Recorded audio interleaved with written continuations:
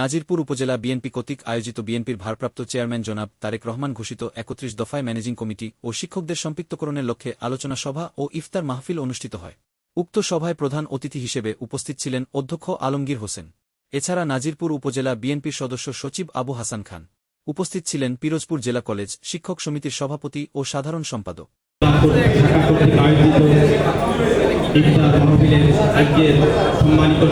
এ সময় বক্তব্য রাখেন তেজদাসকাঠি কলেজের সাবেক অধ্যক্ষ জনাব দিলীপ কুমার মিস্ত্রি।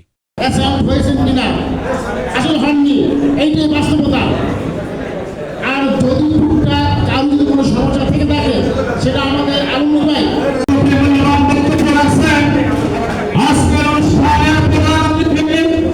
বাংলাদেশ শিক্ষক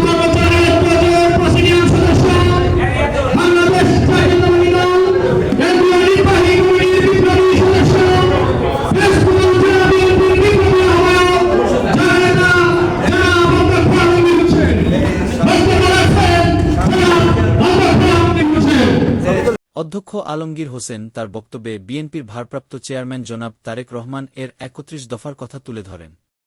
আমরা তারপরেও রাজনৈতিক কর্মসূচি ইফতার মাহফিল এগুলো করে যাচ্ছি।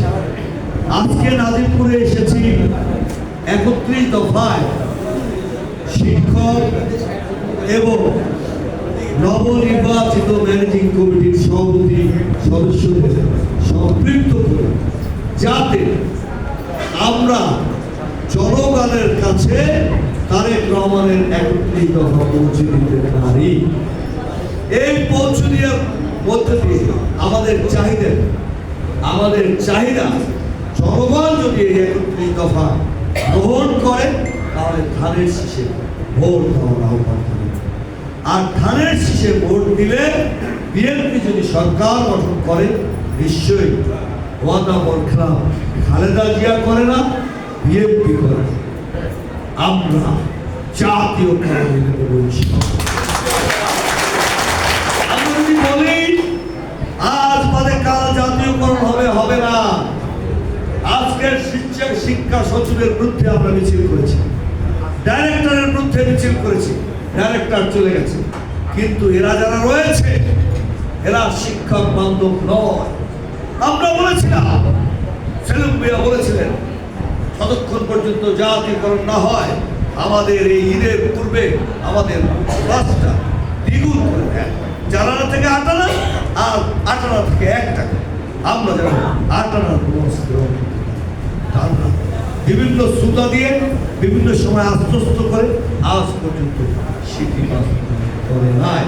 অতএব সেখানে অন্য একটি ভূত এসে আবির্ভূত হয়েছে, যে ভূতরা ৫ তারিখের পর শিক্ষা ব্যবস্থা স্বাস্থ্য ব্যবস্থা দখল করেছে। আমরা দখল করি না, এই ভূত আমরা ছাড়াবো। আমাদেরকে সময় দিতে হবে। আমরা বলেছিলাম এর যে জটিলতা, এই জটিলতাকে নিরসন করার জন্য আপনার কমিটি, হয়তো আমার ভুল হতে পারে, আমি মোহাম্মদ কোথাও লিখেছি সার্টিফিকেটে, আমার ন্যাশনাল আইডি কার্ডে মোহাম্মদ নাই, এইটুকুর জন্য আমাকে বিলটা বন্ধ করবেন। আপনি বিলটা নিয়ে নেন, তারপর আমাকে সংশোধনের সুযোগ করবেন। আমরা সে কথা শুনব, হয়তো অচিরে তারা এই ব্যবস্থাকে করে। প্রিয় সহকর্মীরা, রাজপথের ফয়সালা ছাড়া বিশ্বের ইতিহাসে কখনোই কোনো ফয়সালা সঠিক নেই। যেমনটি শেখ হাসিনা বাংলাদেশ থেকে বিচলিত হয়েছে, যখন মধ্যবিত্ত শ্রেণী রাজপথে নেমে এসেছে, আপনার মতো শিক্ষক রাজপথে নেমে এসেছে, ছাত্ররা রাজপথে নেমে এসেছে। আমাদের চাহিদা ছিল, এই রাজপথে নামার কারণ ছিল, আমাদের পেটে ভাত নাই।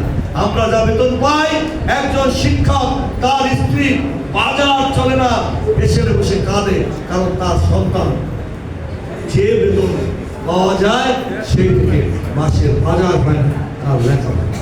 ঠিক তেমনি ভাবে দ্রব্যমূল্যের ঊর্ধ্বগতির সেই লাগামী জায়গায় চলে যাওয়ার কারণ আমরা কিন্তু দিশাহারা হয়ে পড়েছি। সাধারণ মানুষ দিশাহারা হয়ে পড়েছে। খুন, জখম, লুট, মহালুট, মহাপুজে আমরা যখন বলতাম মেগা